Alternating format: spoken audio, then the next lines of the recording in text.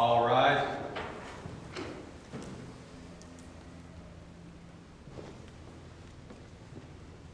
The Court of Appeal in for the 5th District of the State of Florida is now in session. My docket, I'm sorry. Honorable J. Owen, Chief Judge presiding. All persons having business before the court draw near, give attention, and you will be heard. May God save the United States of America, the state of Florida, and this honorable court. Please be seated.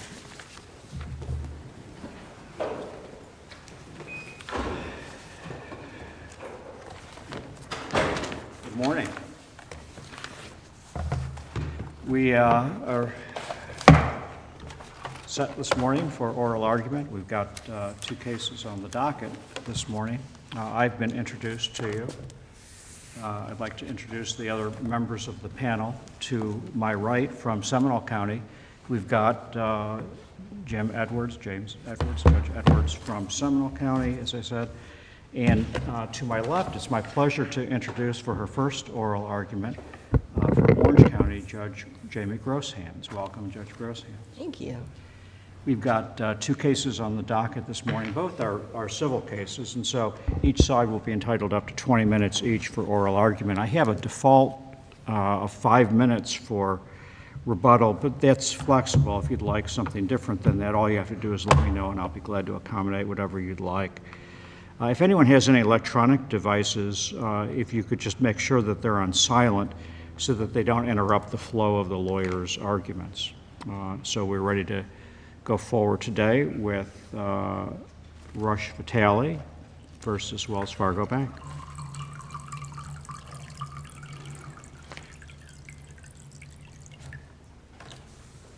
Five minutes for rebuttal is fine. All right, thank you. May it please the court. I am Richard Mockler on behalf of the appellant, Rush VITALY. In a residential mortgage foreclosure case, there are two issues that are principally and genuinely litigated. First is standing at inception and at the time of trial. And second is conditions precedent. There are other issues, but those are the two core things that are litigated in a residential foreclosure case. And while banks are presumably sophisticated corporations, two truths have become self-evident over the past decade of foreclosure litigation. First, that banks are somehow incredibly challenged by the necessity of introducing competent evidence to get over these two relatively low hurdles. And second, that they are dogged in their refusal to admit any shortcoming in that evidence. In this particular case, we're talking about proof of mailing. We're talking about notice of default under paragraph 2 of the standard mortgage document. 2 or 22? I'm sorry? Or 2 or 22? It's paragraph 22. And that's a significant paragraph because it is well established by the case law, and several courts have said it goes without mentioning that satisfaction of the paragraph 22 notice of default is a condition precedent to seeking foreclosure on a residential mortgage. It came pretty close. They showed a letter was prepared, right? Can you repeat that, Your Honor? They came close here. They showed a letter was prepared. They showed the letter, but every case that's talked about this issue, and they introduced the letter into evidence. Unlike some other cases that we cite where there is no actual letter. Here they have a letter, but it's well established that the letter in and of itself isn't sufficient, that you also have to have proof of mailing, okay? Now, counsel, on this letter itself, there was a certified number, there was notations that said it had been sent. How do you find that that's not enough? Because in the other cases that you cited to, they had none of that. No, there were a few of the cases that had no letter, but every case that addressed the issue where a letter was sent says that the letter in and of itself is insufficient. And perhaps the better question is merely because the letter states that it says via U.S. mail, how does that show mailing? Because every letter I've ever drafted, and I'm sure that everybody on this court has drafted letters, all start with via U.S. mail, or via email, or via certified mail. Actually, I've never started a letter that way. It's somewhere in there, right, Judge?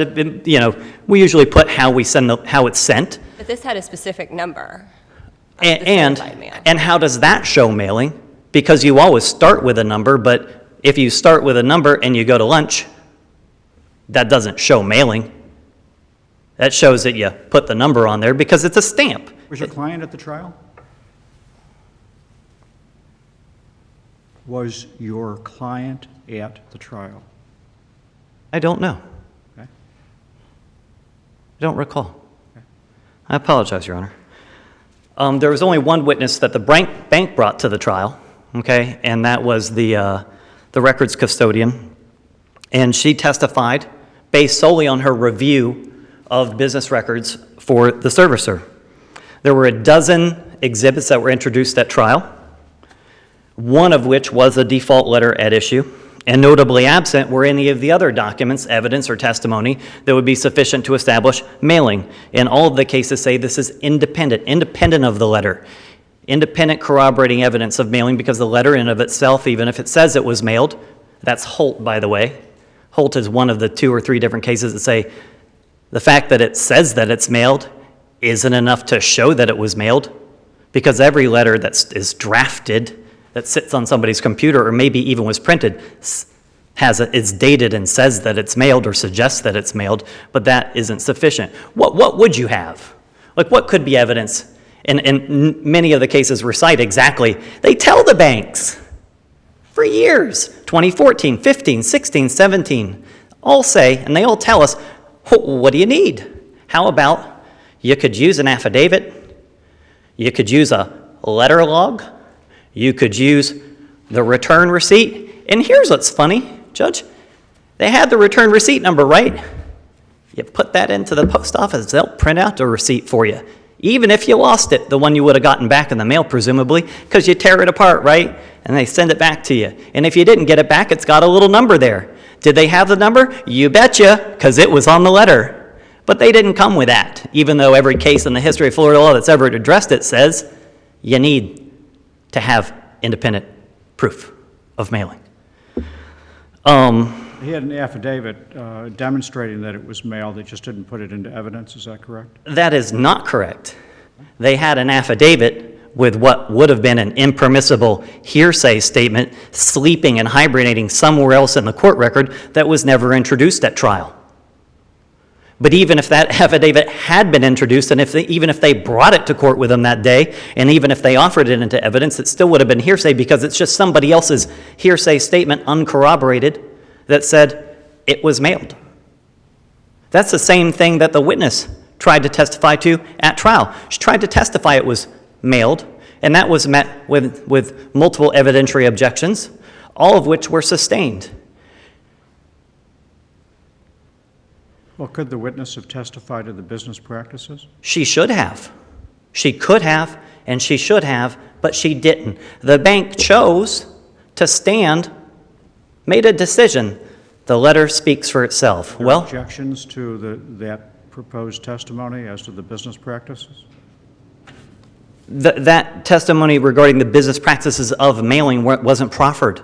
The bank made a strategic decision during the trial to stand on the letter, and the letter speaks for itself, which it does, but it can't itself speak to the issue of mailing, because every case that has spoken on this issue requires independent proof of mailing. Independent, that's the key word. Separate. In some cases say separate and independent. And every case says the letter alone isn't sufficient. Got to have separate and independent. You know what else could have been? We could have had the receipt. We could have had an affidavit. We could have had a record log. We could have had her testimony regarding their usual and regular business practices. In some cases, there's a lot of dispute over those mailing practices. That's a recent case, Knight, out of the 2nd District, where we have a third-party mailer and the servicer's witness tries to testify about what the mailing practices are of another company, and Knight said that's hearsay within hearsay, and you're not sufficiently familiar with this third-party mailer's mailing practices. This particular case is, I believe, Aquin itself mailed, the servicer itself mailed the letter, but in many cases the banks actually pay somebody else to mail it for them, which just compounds the evidentiary problem, just like they pay somebody else to hold on to it, and they pay somebody else to mail it, and another company does this, and another company does that, and then they bring one person to trial and try to prove it all. That's part of the failures I was talking about. There's relatively simple rules and two relatively simple issues. Did you give a notice letter? Was it mailed? And did you have standing at the time that the case was brought? And did you have standing on the day of trial? Those are not hard issues for a multinational corporation to prove. Did you mail the letter? Yeah, I did. Actually, luckily for you, apparently it is. It shouldn't be hard, Judge, but you're right. Some of these business practices have made it hard. But proving that a letter was mailed, especially when all you have to have is words, the right words, and a witness who is knowledgeable, who preferably was employed at the right time, who comes to trial with knowledge of the business practice of mailing. Several cases deal with that. They talk about the testimony regarding the business practice of mailing.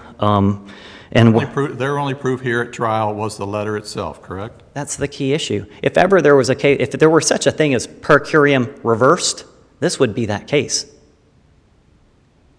Because there's no case that says the letter is in of itself sufficient, but there's ample cases that say there shouldn't even need to be another case to say the letter itself isn't good enough. And we have string cites of cases, all consistent. The only kind of really distinction is who mailed the letter, right? And then whether there are certain cases there was no letter at all. That goes to the first point, that truth's to be self-evident. You have to have the letter, and you have to have proof of mailing. These are the core issues in the case. This isn't some tertiary tricked you issue. These are the two core issues.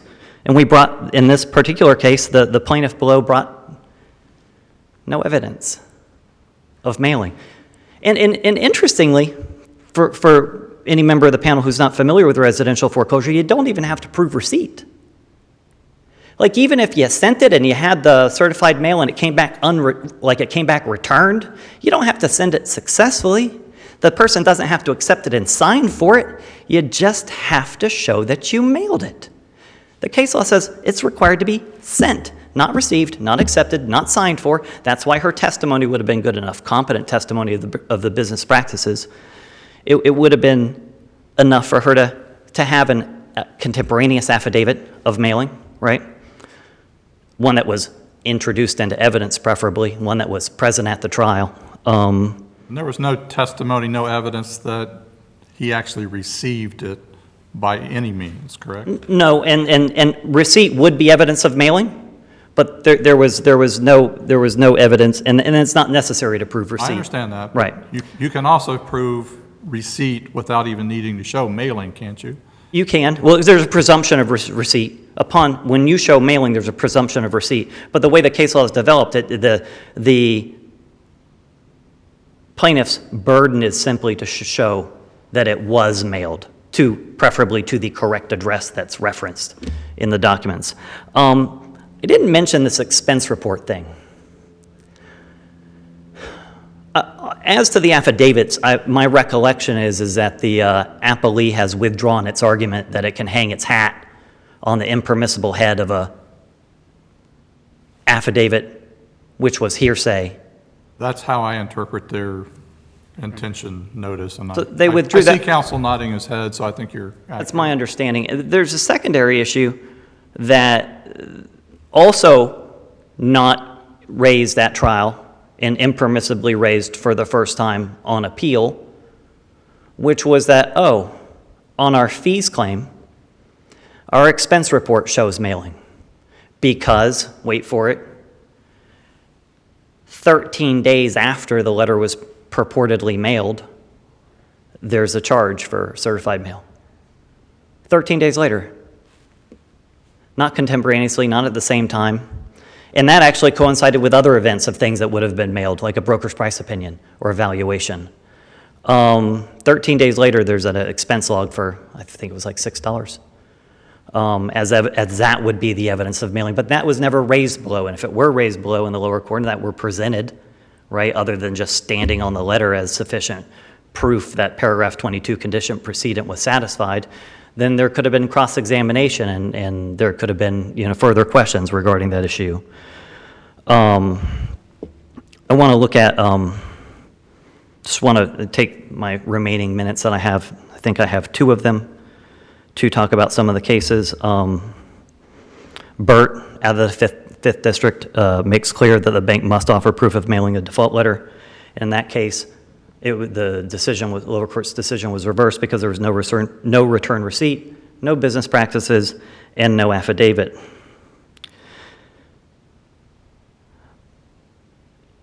Holt, that's a fourth DCA case. It's a case where the plaintiff below tried to drink from the same glass as we did initially here, where we had another affidavit. They actually brought 2 affidavits, and they brought them to trial. But those weren't sufficient because it was hearsay. It was a hearsay affidavit. Figueroa, that was one where there was no default letter. But the case, Figueroa's a Fifth District decision, but it makes clear that you need to have the letter and proof of mailing. In that case, there was nothing. But again, the rule is always restated. You need to have the letter and proof of mailing. Allen is a Second District case where they had the boarding process. The boarding process is where when you sell the loan, you transfer the whole file over. They brought in the letter. They got the letter in through the boarding process, which is kind of an exception to the hearsay case that is somewhat unique to foreclosure because they sell these loans all the time. So one bank is able to say, or servicer is able to say, oh, well, we have all these records from the last bank, right? But we're familiar with their process, so we can put that into evidence as ours, right? But there was no independent proof of mailing. So again, they had the letter in, the letter's dated, the letter looks like it shoulda, coulda, woulda been sent, but like any letter sitting on your desk, it's not sent until it's sent. Spencer, very recent case that was our notice of supplemental authority, but it's nothing particularly noteworthy insofar it says the same things every other case says. The fact that the letter is drafted is insufficient to show that it was mailed. Mailing must be established by way of additional evidence, such as same list from all the other cases, business practices, receipt, affidavit, testimony. So my 5 minutes are reserved. All right, thank you.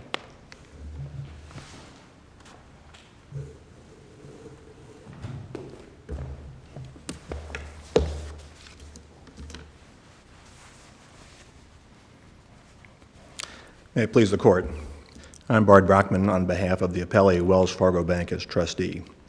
I hope that the panel will understand if I don't react to counsel's commentary on foreclosure cases in general and multinational corporations and instead just talk about this case. There is a key issue in this case that appellant's counsel did not address in the briefs and didn't address in oral argument and has failed to address.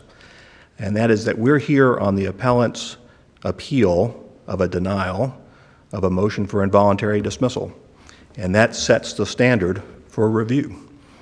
The denial of the motion for involuntary dismissal was appropriate here. The trial court must view the evidence in the light most favorable to the non-moving party and draw every reasonable conclusion and inference from that evidence in favor of the non-moving party. In this case, Wells Fargo. What competent, substantial evidence was there that this letter that clearly had been prepared, I don't think they're not disputing preparation, they're disputing whether or not it was mailed. When the bank's witness attempted to testify about it being mailed, there was an objection, multiple objections, sustained.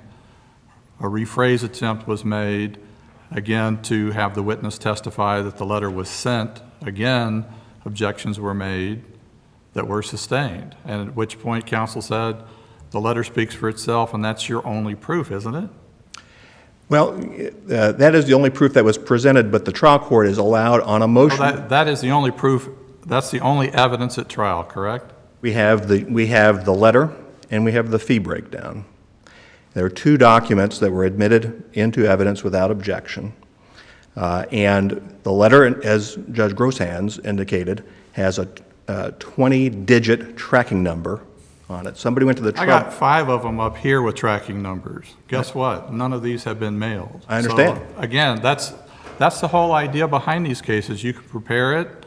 The person who prepared the letter either had a stack of these or had the online access to get those numbers, and that's proof the letter was prepared. It's not proof it was sent or mailed. I understand, Judge Edwards. It would be easier for me to stand up here if the trial record indicated some testimony as to the the servicer's business practices. It didn't happen, right? In fact, if that happened, I don't think we'd be here. Probably Mr. right. Brockman, just to interrupt you here, it's my understanding that not only was there no business practice, there's no return receipt, correct? That is correct. And there's no affidavit in the There was no in affidavit trial. introduced, and we've withdrawn that argument. However, we have two documents, and in the light of the standard that the trial court utilized, and that controls this appeal, the inferences from those documents, considered in combination, supports a denial of the motion for What's involuntary. the case or cases that you have that says a prepared letter that it's inferred, it's assumed, it's presumed, or can be presumed that it was actually mailed? Yeah. I'm very familiar with the letter cases. If you've got that one, I'm not familiar with that one. Yeah, well, my best case is the Wing case from this court, and that is an appeal from a grant of a motion for involuntary dismissal, where this court indicated that on appeal it was constrained by that standard, and that in the trial court, and it's So not precisely this set of facts. Let me interrupt and break the argument down just a bit. Would you agree that the letter itself would be insufficient? The letter itself, with nothing else, would be insufficient. I would And agree. so the only additional fact that you think gets you over the hump is the fact that on a cost affidavit, it reflects at some point in time, the bank paid a certain amount of money to send something out by certified mail, correct? Correct, and the inferences that arise from both. I'm trying to, we're getting there. How do you tie that cost to this letter? Yeah, I don't have any evidence from trial where somebody said that fee breakdown cost of $6.53 was for that letter. Again, if I did, we probably wouldn't be here. Was that argued at trial at all in the motion to dismiss? No. First you won, I don't know why, at trial, I don't know how you'd be arguing that when the motion was denied. So I kind of get that, I don't know.